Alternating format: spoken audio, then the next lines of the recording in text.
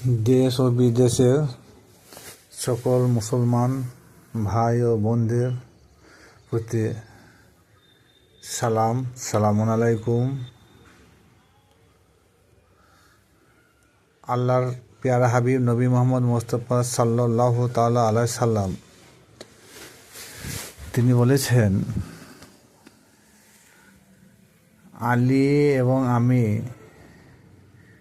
একই নূরে তৈরি, দুটি অংশ, একটা নূরে দুটি অংশ, সেটা হচ্ছে আলী এবং আমি। তার এখান থেকে আর একটা হাদিস কোট করছে, আল্লাহ নবী বিদায় হয়ে যে শেষ ভাষণে তিনি কি বললেন, মান কুনতু মাওলা ফা হাজা আলিউন মাওলা।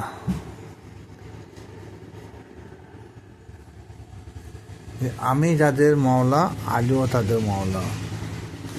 তখন এখানে বোঝাইতে চাইলেন যে আমার পদমর্যাদা এবং আলীর পদমর্যাদা সেম, নট ডিভাইডেড, কোনো পার্থক্য নয়।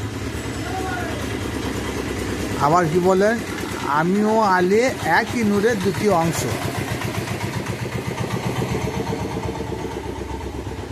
আবার শরীয়তে জাহিরির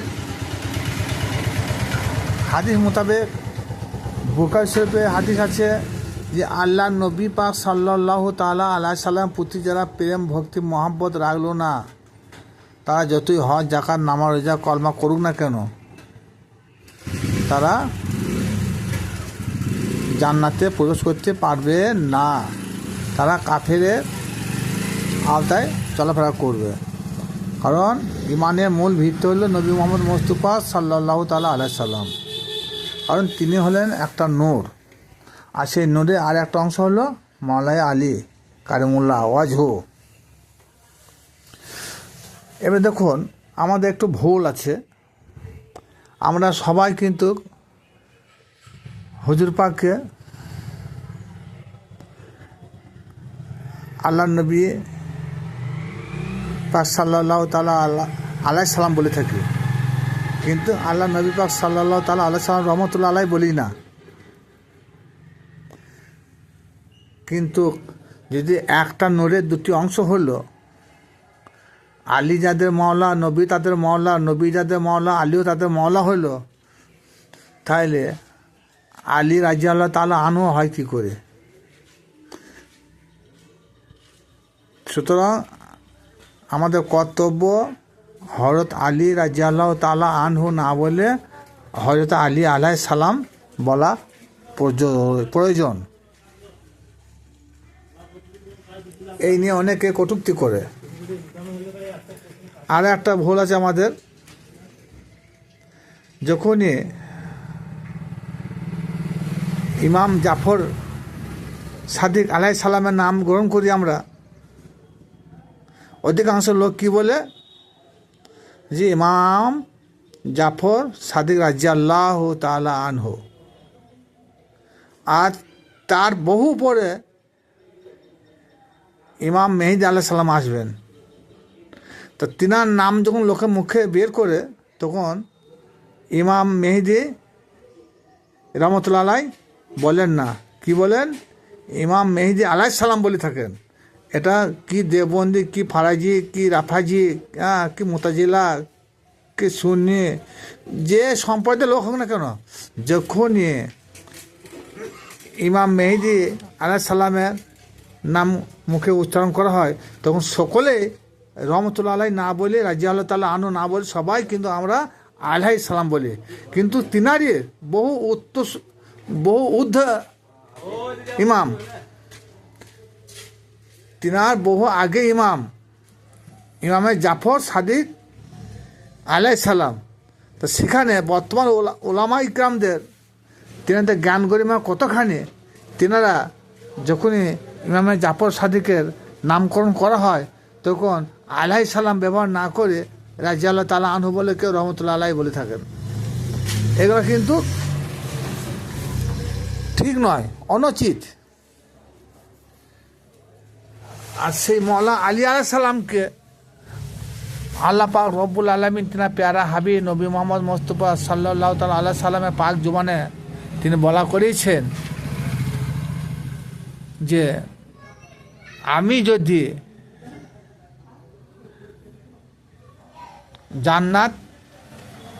জাহান্নাম তৈরি করতাম না যদি আলীকে না পাঠাইতাম, কারণ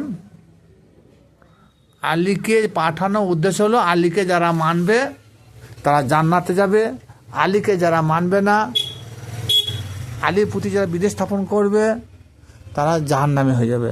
তার জন্যে বলা হয়েছে যে আলীর প্রতি যারা প্রেম ভালোবাসা ভক্তি রাখবে না তাদের ঠাঁই হবে জাহান্নাম, আর আলীর প্রতি আলীর ছায়া তোলা যারা থাকবে তারাই হবে জান্নাতি। তার জন্যে হাদিস শরীফে এসেছে, হাদিস তিরমিজি শরীফে এসেছে যে আলীকে যদি সৃষ্টি না করতো তাহলে কখনো আল্লাহ জাহান্নাম তৈরি করতো না, কারণ আলীর প্রতি যারা প্রেম ভক্তি ভালোবাসা রাখবে তারা নাজাত পাবে, আর যারা আলীর প্রেম প্রতি ভালোবাসা রাখবে না, আলীর ছায়া তোলা থাকবে না, ওটা ভাষা করবে না, আলীর বংশধরের প্রতি প্রেম ভালোবাসা রাখবে না, আল্লাহ রসুল প্রতি প্রেম ভালোবাসা রাখবে না, তাদের অবস্থান হবে জাহান্নাম। কারণ শরীয়তের ভিত্তিতে সালাত হলো আফজাল ইবাদত। সেই সালাতের দরুদে ইব্রাহিম না পড়লে কখনো নামাজ সম্পূর্ণ হতে পারে না। আর সেই দরুদে ইব্রাহিমের মধ্যে স্বয়ং আওলাদে রসুলের প্রশংসা হচ্ছে, আলীর প্রশংসা হচ্ছে, ফাতেমার প্রশংসা হচ্ছে, হাসানের প্রশংসা হয়, হোসেনের প্রশংসা হয়। আর সেই যারা নামাজ পড়লো, দরুদ ইব্রাহিম পড়লো, তারা আবার পরক্ষণে নামাজ থেকে বেরিয়েছে বলছে হাসান হোসেনের কথা তো কোরআনে নাই, ফাতেমার কথা তো কোরআনে নাই। সাহাবীদের প্রশংসায় তাদের মুখে শোনা যায়, কিন্তু তারা কিভাবে যে কোরআন অধ্যয়ন করে ভেবে তাল পায় না। কারণ দরুদে ইব্রাহিম যতক্ষণ না পড়া হয়েছে ততক্ষণ পর্যন্ত আমরা নামাজ সহি শুদ্ধ হবে না। সেই দরুদে ইব্রাহিমে আওলাদে রসুল, আওলাদে মোহাম্মদ, আহলে বাইতের প্রশংসা রয়েছে। আল্লাহুম্মা সাল্লি আলা মুহাম্মাদি ওয়া আলা আলে মুহাম্মদ। আল্লাহ তুমি শান্তি সালাম বরকত বর্ষিত করো মুহাম্মদের পরিবার, মুহাম্মদের উপর তার পরিবারের উপরে, যেরকম সালাম শান্তি বরকত বর্ষিত করেছিল ইব্রাহিমের উপর এবং তার বংশধরের উপরে। এই দরুদে ইব্রাহিমের এটা হচ্ছে সারমর্ম। তাইলে আমাদের কর্তব্য যে আওলাদে রসুলের প্রতি, আলে বাইতের প্রতি, পাক পঞ্জাতনের প্রতি প্রেম ভালোবাসা আমাদের রাখতে হবে, তিনাদেরকে অনুসরণ করে আমাদের জীবন কাটাইতে হবে।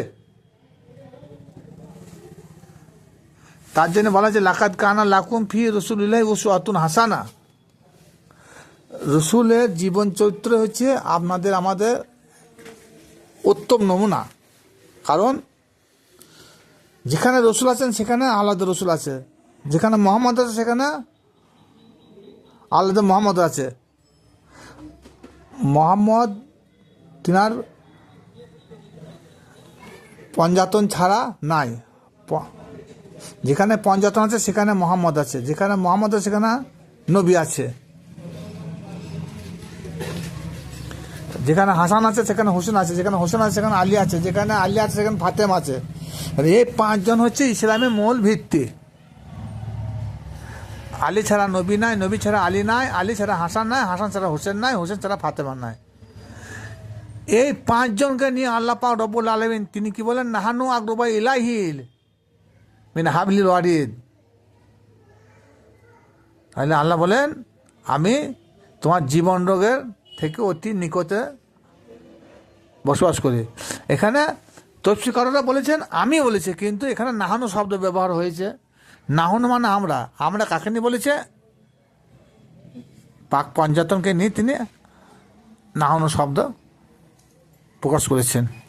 তাহলে আমার দেহের মধ্যে আল্লাহ আছেন, নবী আছেন, আলী আছেন, হাসান হোসেন আছেন, মা ফাতেমা জোহরা আলাইহিস সালাম তিনি আছেন। এই পাঁচজনে মিলে আল্লাহ সংসদ। যেমন আমাদের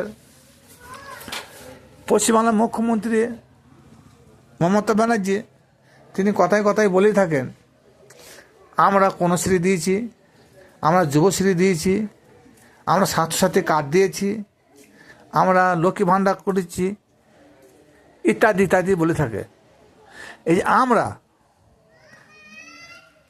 তিনি একা নামকরণ করেন নাই কোনো জায়গায়, সর্বসময় তিনি যা কিছু করেছেন, প্রশংসামূলক কাজ যা কিছু করা হয়েছে, তিনি সর্বসময় বলেন আমরা করেছি।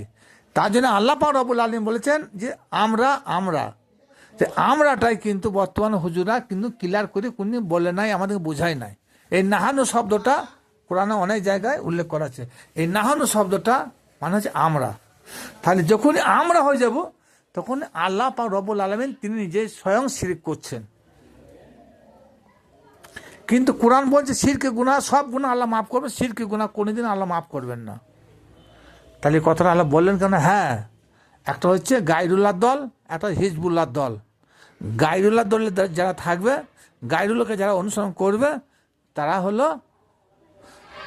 শিরক নাম্বার 1, তারা কখনো নাজাত পাবে না। আর হিজবুল্লাহ দল আল্লাহর দল। আল্লাহকে সম্মান করতে গেলে আল্লাহর দলে যারা থাকবে, আল্লাহ সংসদ বোর্ডে আল্লাহ পাক রব্বুল আলামিনের সংসদ বোর্ডে যারা আছেন, তিনাদের আমাদেরকে মানতে হবে, তিনাদের প্রেম ভালোবাসা আমাদের রাখতে হবে। সুতরাং আল্লাহ পাক রব্বুল আলামিনের সংসদ বোর্ডে আছেন আহলে বায়েত। তেমনি বর্তমান পশ্চিমবাংলার যিনি মুখ্যমন্ত্রী আছেন, তিনারও সংসদ বোর্ড আছে। কি আছে? স্বাস্থ্যমন্ত্রী আছে, মুখ্যমন্ত্রী আছে, স্বাস্থ্যমন্ত্রী আছে, শিক্ষামন্ত্রী আছে, বিদ্যুৎ মন্ত্রী আছে, বিভিন্ন ধরনের মন্ত্রীগুলো নিয়ে তিনি সংসদে বোর্ড গঠন করেছেন। আর সকলকে নিয়ে তিনি কি বলেছেন যে আমরা। তাই আল্লাহ পাক রব্বুল আলামিন তিনার দরবারে আহলে বায়ত হচ্ছে ওই রকম। তার জন্য তিনি অধিকাংশ জায়গায় নাহানু শব্দ ব্যবহার করা হয়েছে। আর আল্লাহ পাক রব্বুল আলামিন যখন একা কোনো কথা বলবেন, সেখানে আনা শব্দ অর্থ হচ্ছে আমি। সুতরাং নবী প্রতি আমাদের যে প্রেম ভালোবাসা থাকা দরকার, আলীর প্রতিও আমাদের সে প্রেম ভালোবাসা থাকা দরকার। কারণ আমাদের মালিক হলো মওলায় মালিক, আল্লাহ পাক রব্বুল আলামিন এক মালিক, নবী মুহাম্মদ মুস্তাফা সাল্লাল্লাহু তাআলা আলাইহি সাল্লাম দ্বিতীয় মালিক, তৃতীয় মালিক হচ্ছে মওলায় আলী, চতুর্থ মালিক হচ্ছে যার যার শায়েখ আছেন, এক মুর্শিদ মাওলা। তাহলে কি হলো? এক মুর্শিদ মাওলা, আলী মাওলা, নবী মাওলা আর মালিক মাওলা। মালিক মাওলা হচ্ছে যিনি হচ্ছে সৃষ্টির স্রষ্টা, যিনি হচ্ছে আল্লাহ পাক রব্বুল আলামিন। তাহলে মাওলা হলো 4 প্রকার। এই 4 প্রকারের নিম্ন স্তরে হলো শায়েখ, যার যার শায়েখ, যার যার পীর মুর্শিদ, তার কাছে রসুল। এই রসুলের মহব্বত করলে মোহাম্মদ মুস্তাফা সাল্লাল্লাহু তাআলা আলাইহি সাল্লামের প্রতি মহব্বত করা হবে। আর মোহাম্মদ মুস্তাফা সাল্লাল্লাহু তাআলা আলাইহি সাল্লামের প্রতি মহব্বত করা হলে স্বয়ং আল্লাহর প্রতি মহব্বত করা হবে। ওই জন্য সূরা নিসায় আল্লাহ পাক রব্বুল আলামিন বলেন, মাইয়াতু রাসূলা ফাকা দাতা আলা, যে রসুলকে অনুসরণ করলো সে আল্লাহকে অনুসরণ করলো, যে রসুলকে দিলো আল্লাহকে দিলো। রসুলের স্মরণ আল্লাহর স্মরণ। তাহলে কি বোঝা গেল?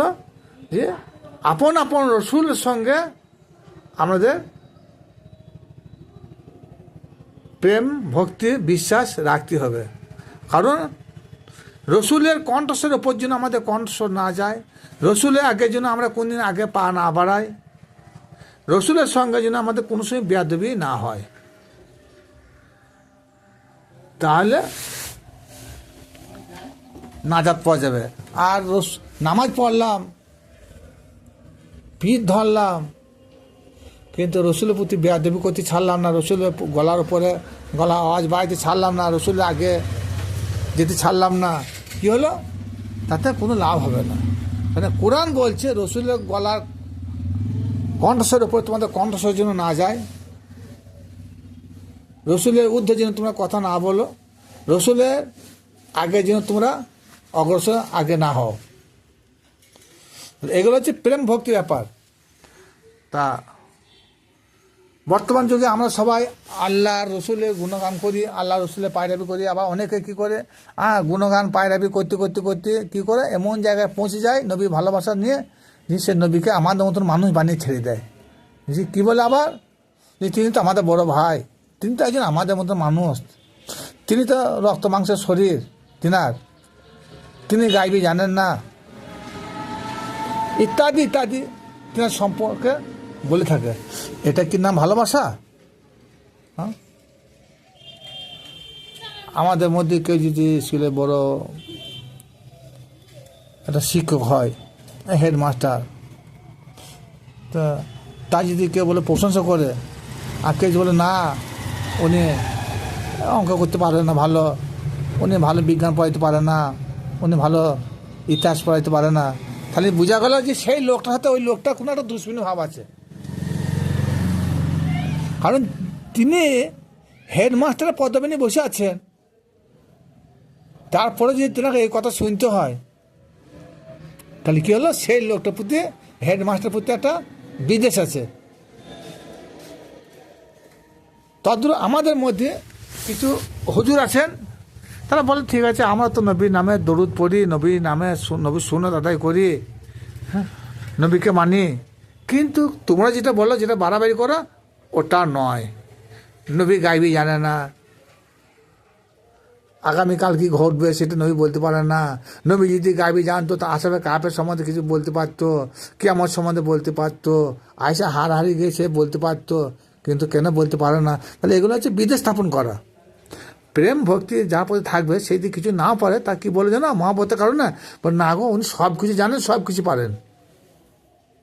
তাহলে আমাদের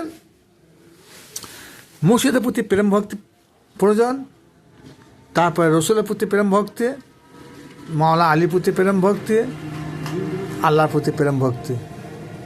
তাহলে আল্লাহর প্রতি প্রেম ভক্তি প্রথম ধাপ হলো নাইবে রসুলের প্রতি প্রেম ভক্তি রাখতে হবে, তারপরে নবী রসুলের প্রতি রাখতে হবে, তারপরে মাওলানা আলীর প্রতি, তারপরে আল্লাহর প্রতি। হ্যাঁ, এই ধাপ আছে একটা। কিন্তু আমরা সবাই নবীর প্রেম ভালোবাসায় মত্ত, কিন্তু আলীর প্রেম ভালোবাসা আমরা মত্ত নয়। তার জন্য আল্লাহ পাক রব্বুল আলামিন তিনি হাবিবকে দিয়ে বলা করেছেন যে আমি যদি আলীকে সৃষ্টি না করতাম তো আমি জাহান্নামকে সৃষ্টি করতাম না। কারণ জাহান্নামকে সৃষ্টি করার মূল কারণ যে আলীকে এমন একটা যোগ আসবে, এমন একটা দল আসবে, তারা আলীকে মানবে না, আর যারা মানবে না তারা, তাদের জন্য এই জাহান্নামটা আমি তৈরি করে রেখেছি। এই বলে আজকের মতো বক্তব্য শেষ করলাম। আসসালামু আলাইকুম।